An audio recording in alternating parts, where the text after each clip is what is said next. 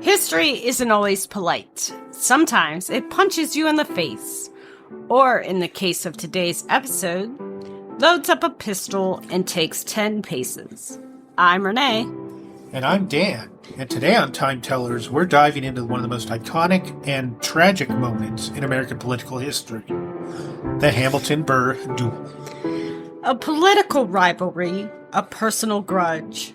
One sunny July morning in 1804, these two titans of early America stood across from each other on the dueling grounds of Weehawken, New Jersey, and only one walked away.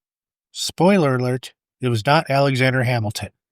Let's rewind the clock. Before they were bitter rivals, Alexander Hamilton and Aaron Burr had quite a few things in common. Both were orphans, both were brilliant, charismatic, and ambitious. And both served in the American Revolutionary War on the same side. Right, Hamilton was George Washington's right-hand man, literally writing most of his letters, and Burr was a decorated officer who famously retrieved a retreating regiment at the Battle of Quebec. But even then, Burr was already a little different.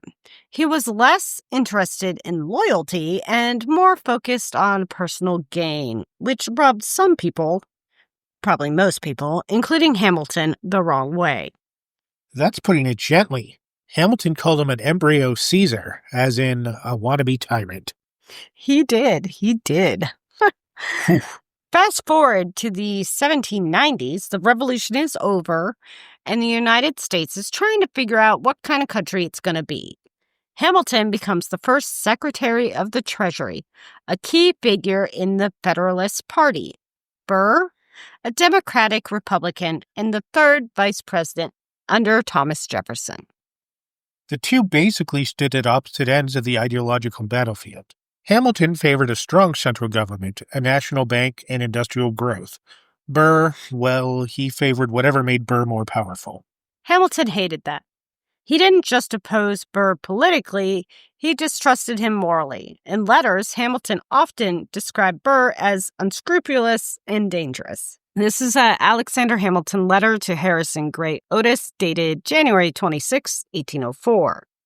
Quote, Mr. Burr is bankrupt beyond redemption, except by the plunder of his country.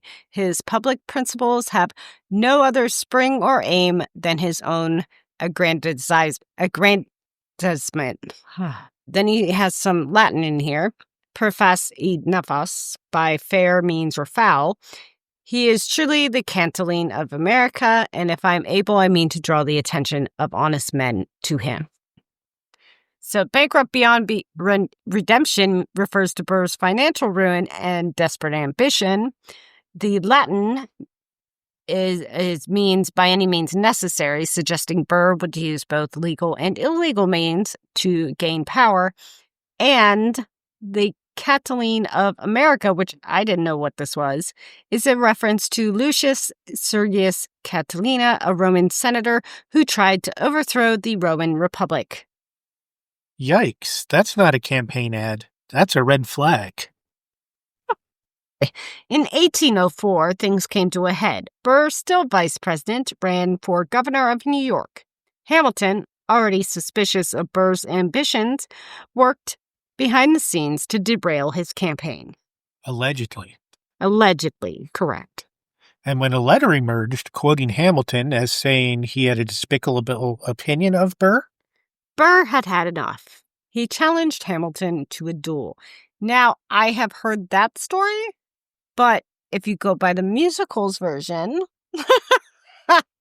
it all has to do with Hamilton's son, right? But I digress. Go ahead. dueling was technically illegal at the time, by the way, but it was still practiced among upper-class men to defend their honor. So, on July 11th, 1804. How many hundred years ago was that? They rode across the Hudson River to Weehawken, New Jersey, just below the cliffs. It's the same spot where Hamilton's son, Philip, had died in a duel 3 years earlier. That's right. Same dueling grounds, same pistols. Yeah, let that one sink in. Accounts differ on exactly what happened next. They read the 10 Duel Commandments. According to Hamilton's second, Nathaniel Pendleton, Hamilton planned to throw away his shot, which is what he never wants to do in the musical. Yeah. Sorry. By deliberately firing into the air. But that's not how Burr saw it. Or maybe he did and didn't care. The pistols were equipped with hair triggers. Burr fired, striking Hamilton in the lower abdomen. The bullet shattered Hamilton's liver and lodged in his spine. He collapsed immediately and was taken back across the river. He died the next day, July 12th, 1804, surrounded by family and friends. I'm surprised he survived till the 12th with that shot. Mm-hmm. According to Dr. David Hosack, who attended to Hamilton on the dueling ground, his last words were, "This is a mortal wound, doctor." However, there are a few other last words. His friend William Bayard said that as he was dying, he said, "I have lived like a man, but I died like a Christian." Burr was never tried for murder, but his political career, over. Jefferson dumped him. He finished his term in disgrace, wandered west, and was even arrested for treason later in an unrelated plot to create an independent nation in Mexico. Meanwhile, Hamilton was immortalized. Statues, songs, cities, and eventually a musical. His face ended up on the $10 bill. But the $10 founding father? Yeah. But his family suffered. His wife, Eliza, spent the next 50 years defending his legacy and co-founded the first private orphanage in New York City. That orphanage? Still around today is Graham Wintent. Their son, Philip, had died in a duel just 3 years earlier, remember? Eliza lost both husband and son to this so-called code of honor. Okay, time for some myth busting. Myth number 1, Hamilton definitely threw away his shot. Truth, we don't actually know. Some reports say his pistol went off just before Burr's did. Others said he deliberately missed. But some historians think he may have fired at Burr and simply missed. I don't think he would have missed given his military experience.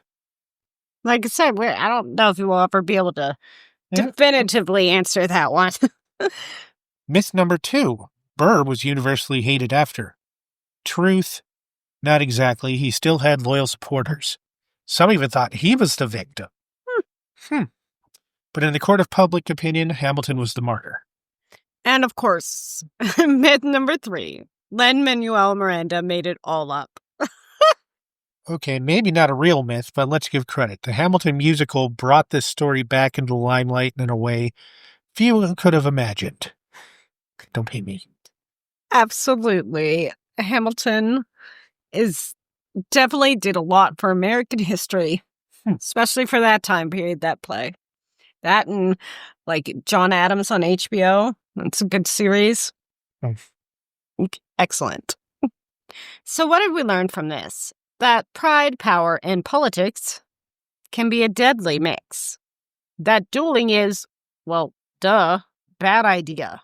And that legacies are shaped not just by how we live, but also how we die. And who tells your story. True. Or maybe don't bring pistols to a policy disagreement. No weapons on the House floor. Good idea. Good idea. Thanks for joining us on this explosive chapter of American history. Be sure to follow Time Tellers for more stories from the dusty corners of the past. I'm Renee. And I'm Dan. And no, I will not be dueling you over podcast royalties. Good. I'd miss you a little. See you all next time.